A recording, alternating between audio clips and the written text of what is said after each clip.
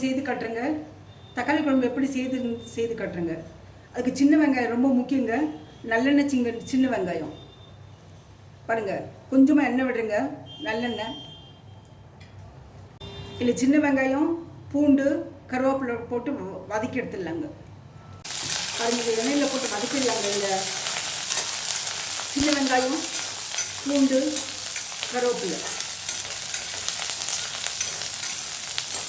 ஒரு அளவு வதக்க நான் போடுங்க. இதெல்லாம் ஆறின பிறகு நல்லா மிக்சியில் போட்டு ஒரு அடி எடுத்துக்கலாங்க. பச்சை வாடை போகணுங்க. இதே தக்காளி பழம் போடலாங்க. 6 தக்காளி பழம் மீடியம் சைஸ் இது பண்ணி வச்சுருக்கேன், கட் பண்ணி வச்சுருக்கேன் 2 அதையும் வதக்கிடலாங்க. எண்ணெயிலேயே வதக்கிட்டாக்க நல்ல வாசனையாக மனமாக இருக்கும்னு சொல்லிட்டு தான். நல்லெண்ணெயில் செஞ்சால் இந்த புளிப்பு இருக்கு பாருங்கள், தக்காளி பழம் நல்லா இருக்குங்க, டேஸ்ட்டாக இருக்கும். வேறு எண்ணெய் விட நல்லெண்ணெய் நல்லா இருக்குங்க. இது தோல் பாருங்கள், நல்லா சுருங்கி போச்சுங்க. தோல் சுருங்கினா போடுங்க. இதெல்லாம் மிக்சியில் போட்டுக்கு தாங்க. தோல் சுருங்கினா ஒரு பவுல் எடுத்து வச்சுக்கலாங்க. ஸ்டவ் ஆஃப் பண்ணிவிட்டு பவுல் எடுத்துக்கலாங்க. இப்போ இந்த கடாயிலேயே வச்சு வடசட்டிலேயே தேங்காய் போடுறேங்க. ஒரு சின்ன மூடி தேங்காய், அதில் கொஞ்சம் சீரகம் வதக்கிடலாங்க. குருமிளகு போடலாங்க. வாசனைக்கு ஒரு குருமிளகு போட்டுக்கலாங்க. இதையும் வறுத்துக்கலாங்க. நல்லா வதக்கி எடுத்துலாங்க எண்ணெயிலேயே. இதெல்லாம் ஆறின பிறகு மிக்சியில் போட்டுக்கலாங்க. போடுங்க, இது வறுத்தது நல்லா வதக்கி வச்சுருக்குங்க. இது வதக்கிற போரும் ஸ்டவ் ஆஃப் பண்ணிடலாம். இது ஆறின பிறகு மிக்சியில் போட்டுக்கலாங்க. இப்போ நல்லெண்ணெய் தாளிக்கலாங்க.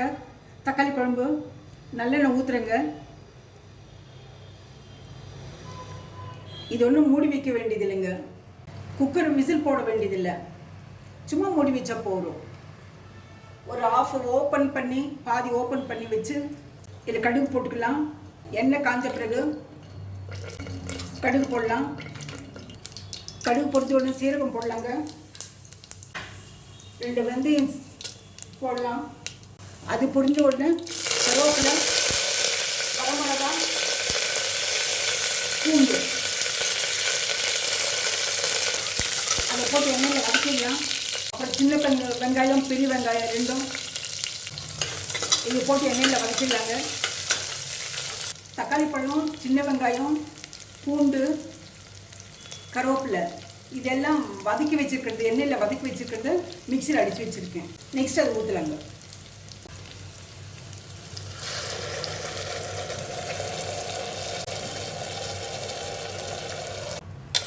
தேங்காய் வதக்கி வச்சுருக்கிறது, தேங்காய், சீரகம், குருமிளகு வதக்கி வச்சுருக்கிறது அதுவும் மிக்சியில் பண்ணி வச்சுருக்கேங்க. மிக்சி அடித்து வச்சுருக்கேன் பாருங்கள். அதையும் ஊற்றுறேன்.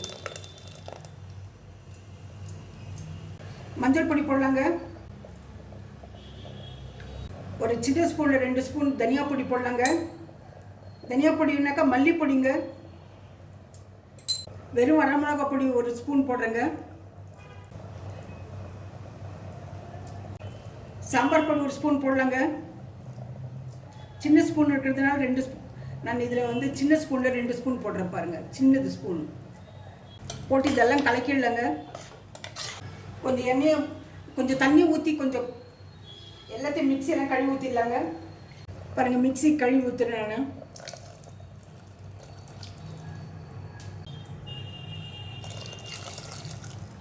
இதுக்கு தேவையான உப்பு போடலாங்க. கல் உப்பு போடலாங்க. பாருங்கள், கொஞ்சமாக புளி ஊற்றலாங்க. இதுக்கு இந்த குழம்புக்கு, தக்காளி குழம்புக்கு நல்லா இருக்குங்க, டேஸ்ட்டு நல்லாயிருக்கும்.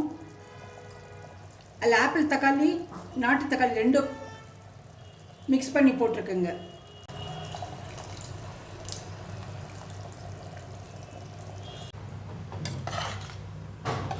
இந்த தருணத்தில் உப்பு காரம் கரெக்டாக இருக்கா பார்த்துக்குங்க நீங்கள். எனக்கு எல்லாமே கரெக்டாக இருக்கும். இது கொஞ்சம் சுண்டின பிறகு எண்ணெய் பிரித்தின பிறகு இறக்கிடுங்க. சும்மா தட்டு மூடி வச்சா போடுங்க. இப்போ குழம்பு திறந்து காட்டுறேங்க. பாருங்கள், ஓப்பன் பண்ணி காட்டுறேன். எண்ணெய் பிரித்திருக்கு. இது போடுங்க. இப்போ ஸ்டவ் ஆஃப் பண்ணிடலாம். ஸ்டவ் ஆஃப் பண்ணிட்டு இது வேறு பவுலில் ஊற்றிக்கலாங்க. இதில் காய்கறி ஒன்றும் போடலைங்க.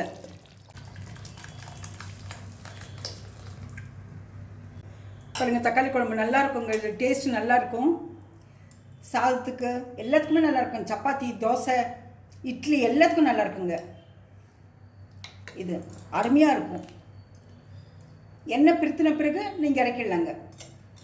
இந்த ரெசிபி பிடிச்சிருந்தா லைக் பண்ணுங்கள், ஷேர் பண்ணுங்கள், சப்ஸ்கிரைப் பண்ணுங்கள்.